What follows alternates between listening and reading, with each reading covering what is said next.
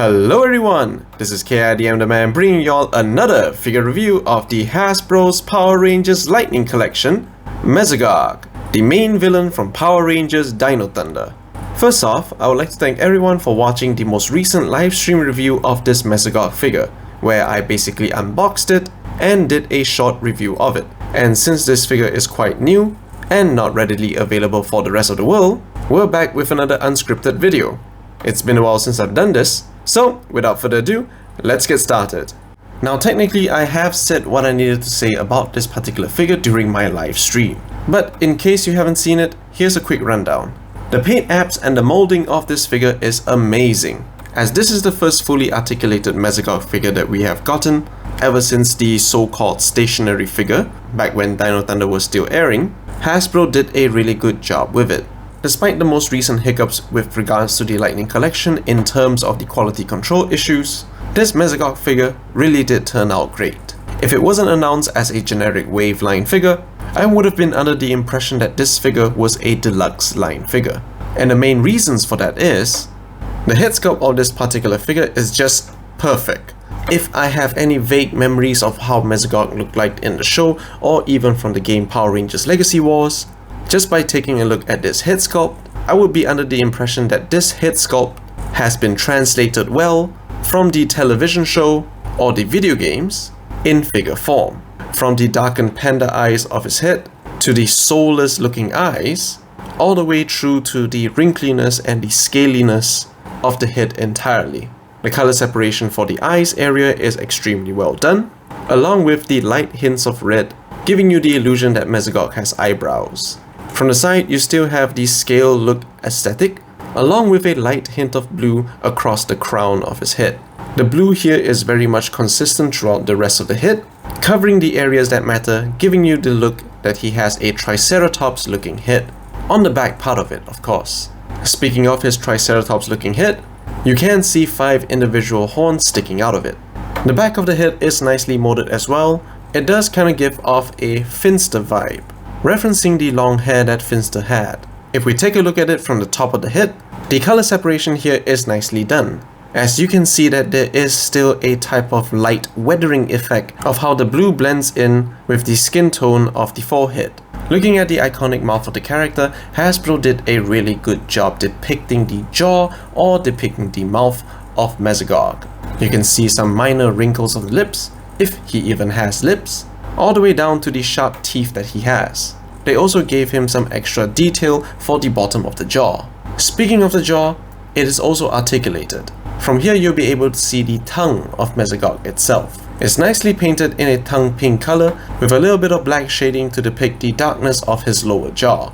And if you take a closer look at his throat, you can see that Hasbro has taken the liberty to mold on his tonsils. During my live stream, I thought it was just a random molding of the letter T to depict that it is his throat, but no, taking a closer look at it right now, it's definitely his tonsils. And I think that's really cool. They even painted this area in pink, just so that it's depicting that Mesogog has a very long tongue. It's no wonder Elsa is sticking around as one of his generals. Taking a closer look at the neck of the figure, it is actually a separate movable piece. This is so that if and when you are posing him to look left or right, it actually follows the direction of where the head is pointing. It's nicely molded, depicting how leathery his neck looks. And if you're looking at it from this particular angle, it kind of gives you the impression that it looks like a second face. Now I'm not too sure if the black area around his neck is meant to be depicted as a separate outfit, or if it's meant to depict that this is a part of his body. In the event if it's the latter, I would say that this is a part of his collarbone. If you're familiar with Mesogog's anatomy, do feel free to let me know. Moving on, the main torso or the chest area of the figure is nicely sculpted as well. Over here you get to see how scaly and bumpy the inside of his body actually looks. Since we don't usually recognize this on the show because of how dark it looks, but it really is a nice implementation to remind you that he is actually part dinosaur. As for the remainder of the torso, it is covered by the robe of his outfit. Over here you can see how detailed Hasbro has made his robe to look. You have the patterns of it on the side, along with the ends of the robe right down to the middle. The design is consistent all the way to the back of the figure, plus it does look like his robe does have a hood feature. I don't recall seeing him wearing his robe like a hood on the show, but if it's a part of the suit design, then Hasbro did an amazing job translating it over here. If you were to play around with his robe, it really can be seen that it is made of a soft rubber plastic material, almost made out of the similar material in the armor of the Lightning Collection Psycho Rangers. It may increase the cost of making it, but this basically allows Hasbro to make the figure to not have its articulations hindered and not to let the illusion break of this nicely made figure. Because if you recall in my live stream, it does have the same points of articulation in the torso as with the rest of our Lightning Collection figures. Perhaps that's why the Psycho Rangers were given that particular treatment that we've seen, where the robe or armor stays on whilst you can freely pose the figure. Taking a look at the arms of the figure, there are a few aspects that we need to talk about. Let's start with his robe. The upper part of his arms are a continuation of the robe that Mesogog wears. You can see the textured details of how the fabric looks on this particular figure. You can even notice how it folds or how it wrinkles on the bicep area. You can even see the threads of the particular robe itself. As I mentioned in my live stream review, Hasbro has given it some extra paint job on the sharp corners of its sleeve. If I was Hasbro and I wanted to cut costs, I would have ignored the corner accents of the sleeves and would have just left it unpainted. But I'm not them. So Hasbro doing this extra paint job on the sleeve is really appreciated. I think most of us remember that the robe that Mesogog wears is supposed to cover the entire arm. However, the look that Hasbro decided to go with regards to Mesogog's arms is that they push up or folded up the sleeves all the way till it's above the elbow. This in turn gives it a creased up look to the sleeves itself. Now that level of detail is really appreciated. I could be wrong about the sleeves, so do let me know in the comments below. As for the figure's forearm itself, you will notice the level of detail with regards to his scaly dinosaur skin. It is nicely molded with possibly a tiny bit of dry brushing to bring out that nice scaly look, and it's consistent all the way to the elbow of the figure. Now this might slip everyone's mind as it is not heavily highlighted in the show, but Mesogog does have a little bit of bone sticking out of his elbows. At least I think that's a bone, since Mesogog's design might be a combination of different dino DNA. The particular elbow bone might be inspired to depict a pterodactyl's wingspan. I might be making this up, but nonetheless, the bone here is sculpted really well. To complete his bad boy look, he also has very large wrist cuffs. Nothing much to say over here except that it is painted well, and it's consistent all throughout the arm. Overall, in terms of consistency, I believe that Hasbro really did nail the arm design. And lastly, you have his dinosaur hands. Now one thing that surprised me when I looked at it for the very first time, other than how good it turned out, it looks like Hasbro used a very expensive paint for his claws. Because if you take a closer look at it, his claws are nicely painted all throughout. With only a little bit of paint bleeding, which can be chalked up to nitpicking, Mesogog's claws are by far the second best thing about this particular figure. The first being its head, of course. For the lower half of the figure, the belt used to keep his robe close and decent is nicely molded as well. Not only that, the paint applied here is accurately depicted, with a shiny looking silver, along with a drop of gold in the middle of the belt. For the remainder of the robe, it's still made of a soft rubber plastic material, where you might be able to bend it like Beckham, just so you can make some dynamic poses. The detailing here is consistent with the upper area of the robe, and the paint applied at the ends of it is nicely done. Since a solid robe might hinder the articulation, Hasbro has included some slits on the side, just so that you can have the figure do some splits. If a strong gust of wind were to pass by, or if you were to flip his robe yourself, you can see that he does come with the standard Lightning Collection legs. After comparing it with my other Lightning Collection figures, I'm quite confident that these are the exact same legs. However, now that we have the robe flipped up, you can see that there are some nice weathering effects on the inside of the robe. Now I'm not sure if this was made intentionally, or it could be some dirt from the factory, but the end result of it is a nice touch. If you flip up the back of the robe, you can see the same weathering patterns over here as well. It's a detail that not many people would notice, so it serves as a nice bonus for people that do. And lastly, you get his boots. It is something very new for the Lightning Collection, as we rarely get to see some characters wearing boots like these. It is nicely sculpted in such a way that it depicts that these boots are made out of leather.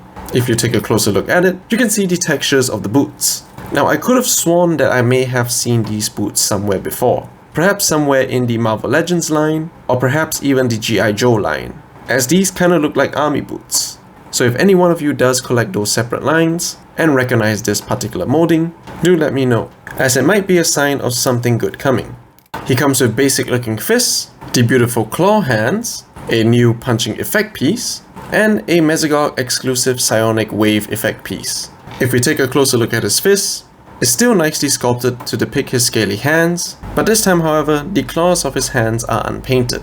Now this might disappoint some of you, but I think since the fists are made for punching, the claws needing the paint would kinda make it redundant. If you want it to be even more accurate, feel free to paint it yourself. As for the new punching effect piece, it looks pretty good. If you've seen my live unboxing review, you would have noticed with me that this effect piece is exclusively made for his right fist, as I have made a few points with regards to how it doesn't look as nice if you were to put it on the left fist itself. If you notice the inside of the effect piece, it does have certain indents for the shape of the right fist.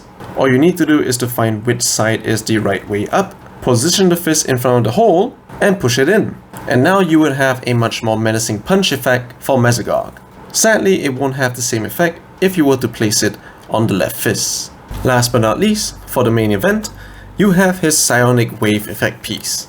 Usually not many people are excited about a particular effect piece that comes with the Lightning Collection. However, since this effect piece is custom made to fit Mesogog's head, it's pretty awesome. Just by looking at it, you can see which side of the effect piece should go on the head and which side is meant for firing towards the opponents.